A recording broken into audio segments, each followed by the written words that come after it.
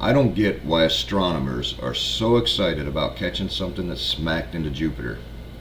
They don't say a word about all of the stuff that smacks into Uranus.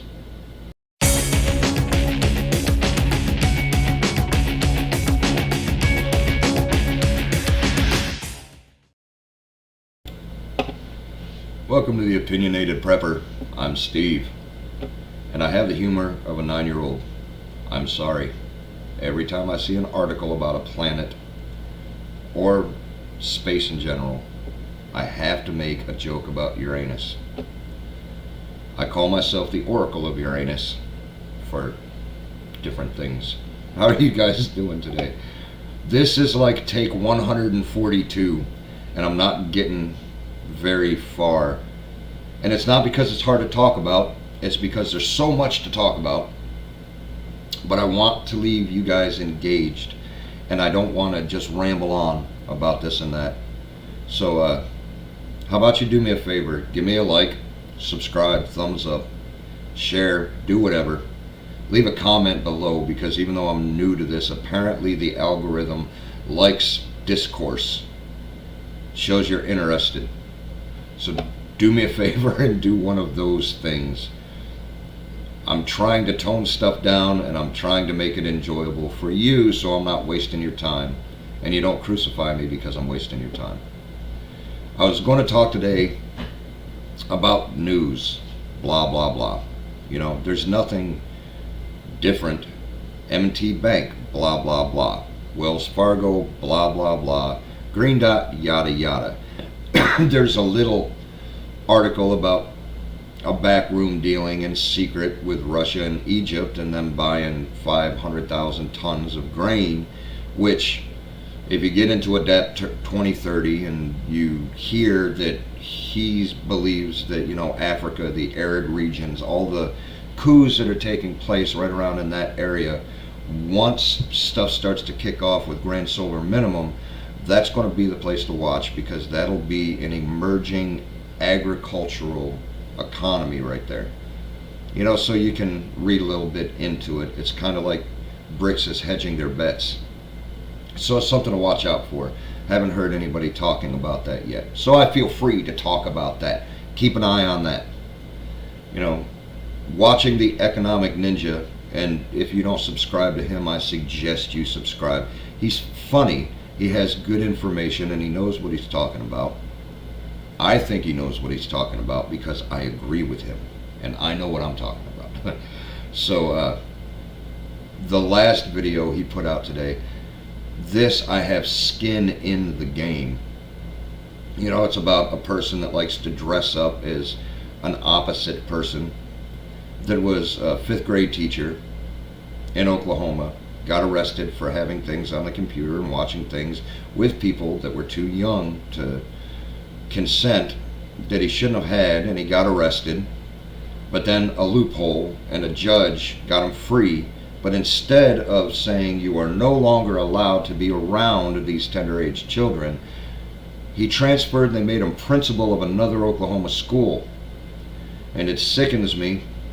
I have skin in this game because I have children that are in Oklahoma that have children, and my grandchildren pretty soon will be going to Oklahoma schools. I have a daughter that, since we're right on the border, my children went to Oklahoma school. My daughter loved the school she went to, and she wants to put her children, my grandsons, in that school. I've got her right on the edge, right on the verge of deciding to homeschool, which is a good thing. I've got about another year to talk her into it. But I have skin in that game. I don't want people that are perverse and corrupt and could harm my grandchildren anywhere around my grandchildren. So I'm sending her stuff like that, saying that just because you went to a good public school then doesn't mean it's a good public school now. And I say that to everybody. Get your kids out of public school. If you know why public school became a thing, you don't want them to have anything to do with it. But if you know what's going on in modern day public schools, get them the hell out. Protect your kids, man. But I digress. He was saying something else that I want to focus on this now. in a video that he made just a couple of hours before, he was talking about food shortages. And even though I won't get into it, that is a huge thing on my mind, because we've had certain shortages. We haven't seen a ton of grocery stores empty, but we've seen some food not available for a week or two, and we've seen prices go up quite a lot. Heck, I got bacon the other day and it jumped $2 like that. But we're going to see it worse and worse. And in my prediction, we're going to see it starting bad now and getting really bad by summer of 2024. That's just my prediction. I'm not going to say why. I'm not going to explain it. You can do your own study and agree with me or don't. It doesn't matter. But if you're new to this prepping game, you might wonder, why we think this way. And it would behoove you to do your homework. I'm not going to go into why we prep. You can pick 115 other YouTube channels that will give you plenty of reasons. I want to add to a topic that he brought up, just a little thing that he touched on. I want to give my commentary. He was talking about, preppers that are in bunkers, that say, I have a bunker, I'm going to hunker down, I'm going to wait for it to pass, I have all I need. And he kind of got on a rant. It was funny. He said, good, who needs you? Go down there. You need to be charitable, you need to help out, and all of that. And if you watch The Economic Ninja, he's saying opportunity is right around the corner. So prepare yourself to make good opportunities, because even though you may have everything that you need to survive SHTF, what are you going to do as the nation rebuilds, as the world rebuilds? Are you going to take this chance? There's going to be a transfer of wealth, and it's not going to be into the hands of the elite like we saw a couple of years ago. We're going to see all of that ill-gotten gain transfer right back into the hands of the people that were prepared for it, that are ready for it, waiting for it, and are patient. I was watching the chat in a live stream on a channel that I subscribe to, that I like quite a lot, and there were people on that screen, and they were talking about, taking opportunities. I bought this much land for this much money, and I know that the money, that it was more than what the land was worth, and I know it was high, but I had to get out of the city, and I had to do this. And then there was another person that said, I'm right around the end of Gen X, right at the beginning of Gen Z, and we didn't grow up with the same American dream that everybody before us came up with. We haven't had a chance to buy land, buy property, do this, do that, the 2.5 kids with the loving wife and the 2-car garage and white picket fence and owning your own home. Those people like that didn't have a chance to do that because they're playing catch up. Everything has been so outrageous in costs, from student loans to real estate to all of that. They haven't had a chance. They're just grasping. What this video is about is talking to people like that and people like you, that are looking for opportunities and they feel kind of desperate. My advice to you is hold the line. Be patient. Hold on. There's statistics, and you can go back and look, that during the Great Depression, real estate was down 64 or 67% than what it was just a few years before in the Roaring 20s. And even after, I think 5 years after the Depression, when we started to climb out, real estate only still held 56% of the value that it did in the Roaring 20s. It's getting like that again. So if you're doing what you can, buy silver and gold, buy the things to start your own business, you will be in a good position. Think about it like this, and this might be extreme. It might be a sci-fi Hollywood movie, but we've been living in a sci-fi Hollywood movie for the last 2 or 3 years. But think about it like this. If there is a person, they worked all of their life, they've got a $500,000 house, and their cabinets are bare, completely bare. They have children, they have a wife, they have people that they need to protect, and they're hungry. All of them are hungry. And you have a stash, you have 10 pounds of beans, or you have 5 pounds of sugar, or you have a 12 pack of ramen noodles or canned food. What that person would not do to feed themselves and their family, they would happily give their $500,000 home to be able to eat. They would give everything else to have the knowledge and the chance to feed themselves and provide for themselves. If you look into Romania in the 90s, somebody that I was listening to said that at that time back then, you could buy a completely ready city block filled with businesses, houses, infrastructure, and all of that for an ounce of gold when the price of everything dropped. And gold was untouchable in Romania, but there were foreign interests that had gold to spare. And they were coming in with their gold and their silver, and they were buying up all of the infrastructure, all of the real estate, and they made a mint.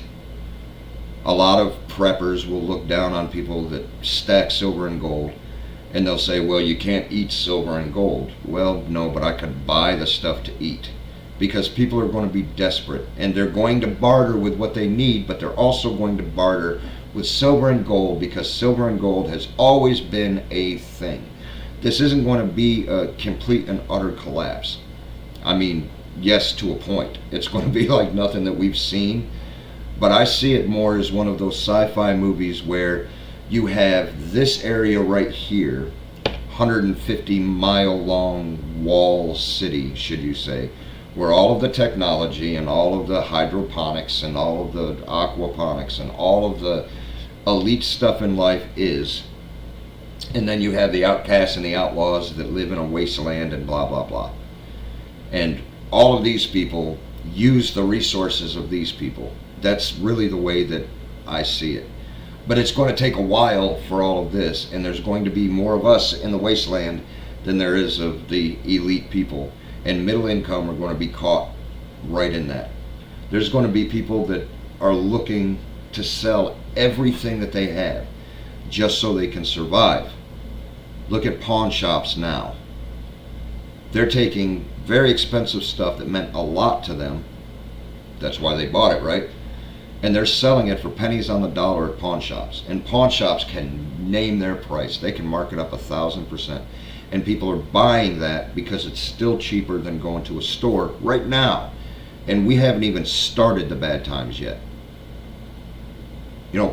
Pawn shops, right, they're in that sweet spot. I don't suggest you buy anything from a pawn shop because the prices are still elevated. I don't suggest you sell anything at a pawn shop because you'll get pennies on the dollar. If you're looking to sell something, come to people like me. Leave me a comment down in the section. Tell me, hey, I got this for sale. I might be interested. But I digress on that. What are things that you can do right now? A post on that TPH network that I talk about that I really suggest you go and be a member of, especially if you like Facebook. This is like Facebook with no ads, and you can learn stuff. Very few trolls too. I mean, I'm a troll. I pick on a lot of people there, but it's all in good jest. But regardless, this post he was talking about, natural resources will be the most valuable thing, after the collapse. Yeah, okay, I can see that, with oil because people have to get around and stuff like that. But I think bicycles will be the most valuable. Hammers, crowbars, hand tools, things without electricity. Food, most definitely. Parts to this or that. Books. If you have Time Life how-to series, man, that's going to be worth a mint here pretty soon because people are going to be trying to learn what they've had a chance to learn before all this stuff happened. But you could set your own price then. I'm not saying be a douchebag about it. Like what Economic Ninja was referring to, with North Korea, don't be like the United States saying, well, we'll help you, but this is what you're going to do. Don't do that. But you have an opportunity and a chance coming right around the corner. Stock up on yarn and whatever you need. What are those needles called? Leave that down. I'm really asking a question. Those long knitting needles, do they have a specific name? You can buy that, buy yarn, buy those crocheting things, the hooks, or I don't know anything about that. Let me know about it. But learn to sew, get the material to sew. Because when it's cold, and it's going to be cold this winter, it's going to be wet this winter, it's going to be a winter, prepare for that. Earnestly prepare for that. But what happens when it gets cold? People are going to need gloves, socks, boots, shoes, scarves, everything like that. If it's too expensive for them to get in the store, you can sure knit a pair of gloves. And you can trade that pair of gloves for something, whether it be money, whether it be trading something to trade off for something else. So stock up on that. It's not really expensive right now. Stock up on staples, nails, screws, hammers, crowbars, screwdrivers, pliers, all of the stuff that people are going to need because they can't afford to have somebody come out and do it for them. If you have the knowledge to do it for them, you can cut the prices drastically low. Or you can sell them what they need. Be your own little mercantile, trading post, general store, whatever it may be, like back in the 1800s. Be a teacher. Be a library that sells information. Make a whole bunch of photocopies and say, here, get after it. If you're going to the store and you're getting food for yourself and your family, buy an extra can or two to be able to barter with. Because you'd be really surprised if somebody has a $30 ounce of silver, or it'll be worth a lot more then, and it's worth less now, but just say, nice round number of $30 ounce of silver, and they're hungry, they will trade you that ounce of silver, that silver coin, for a can of beans, can of SpaghettiOs. That's going to be better than silver or gold to them because they're hungry. For a gallon of water, you might be able to get an ounce of gold. Then you can trade that ounce of gold off for things that you need. Be prepared to see the opportunities and seize the opportunities. You're at a good place now. And think about it like this. You would have been in a better place if you started a few years ago. But even right now, a hammer, isn't way out. You can still afford to buy a hammer. A box of nails aren't way out. You can still afford a box of nails. And even though they might be very expensive now, and you may not get the money that you put into it, in a complete deflationary scenario, in a complete collapse, you're not going to care how much money you gave before all of that. You will never get that money back, but you will have a way to generate income from those nails themselves, and that's what's important. When you have the money that you need at the time you need it, don't worry about what the prices are now. I don't say that about real estate. I don't say that about land. Now the prices are way out there. People can't afford it. They're tightening up on loans. Interest rates are getting too high. That's why you see Zillow and you see places coming out saying, hey, we got a special deal for you. You don't need 20%. You don't need 10%. You can move into this house that costs 5 times the real value of it with 1% down. That means that you can get a $500,000 house for $5,000. Isn't that a great deal? Yeah, if you could afford the $500,000, and if right around the corner market doesn't implode in that $500,000 house that you owe $500,000 on is now only worth about $80,000. So you can't sell it and get out from under it. You're stuck with it with high interest rates. Don't do that now. If you have to take a loan on anything right now at this time, don't do it. Wait for a little while. Might be a month, might be a year, might be a year and a half, not sure. I'm betting more along the lines of summer of next year, again, for reasons. Seize these opportunities. Don't think about just yourself. Think about other people. And I'll tell you what, one thing that I want to bring up, in a couple of videos ago, I started talking about people out in the country.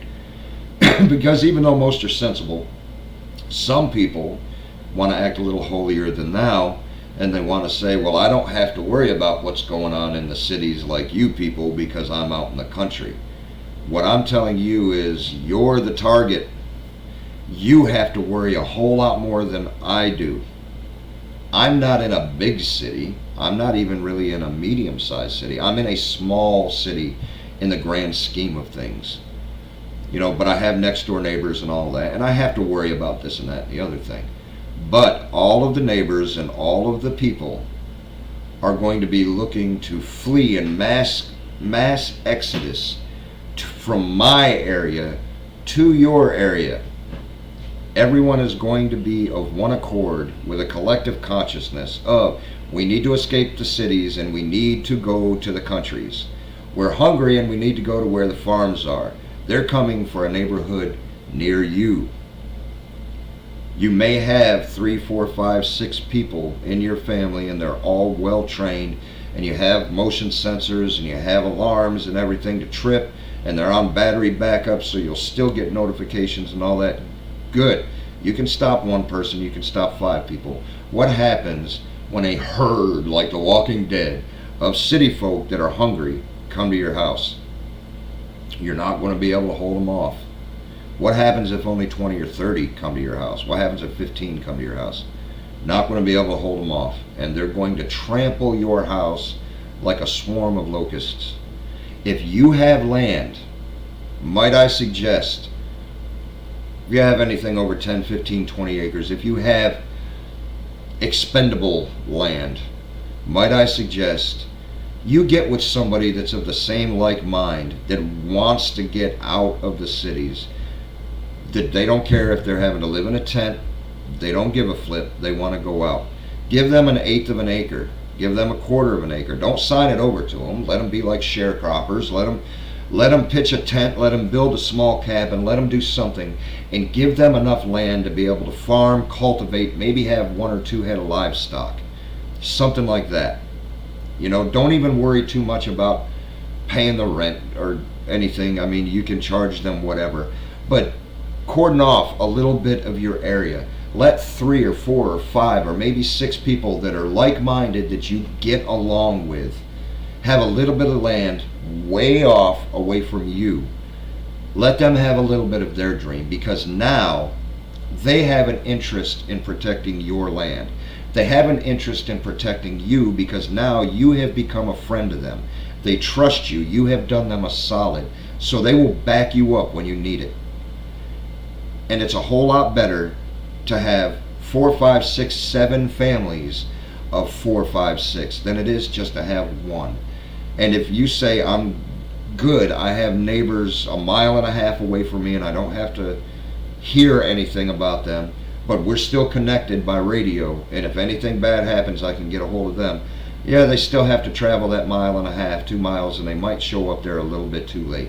But if you have 1, 2, 3 people completely scanning the perimeter, and it's rotating 24/7, and people are keeping an eye and they're alert and they're aware, they'll give you that time, and they're already on that land to back you up. So think about doing that, because when we're looking at seizing the opportunities, remember, people are a resource. They're a commodity, and they're the commodity. One person can't do a homestead all by themselves. They cannot. One family may be able to, but there are always things that slip through the cracks because there's not enough time in the day. Wouldn't it be nice if you had 1 or 2 or 3 families that are on that land, that have an interest in that land, that are willing to help you because you help them? Wouldn't it be nice if you have a next door neighbor or 2 or 3 next door neighbors that you help them out with food a little bit, and now you have their trust and their loyalty because they know that they can count on you, and you're going to give them information or you're going to share resources, And if anybody comes in to take those resources away or to do you dirty, they're going to back you up. Treat people right, treat people nice. In order to do that, you need to stock up for them too. Think about all of the side businesses that you can do right now, where you can earn a little bit of money, to get a little bit of stock, to have some resources, to seize the opportunities that are coming. If you're new to prepping and you don't understand why we're doing this, start doing your homework.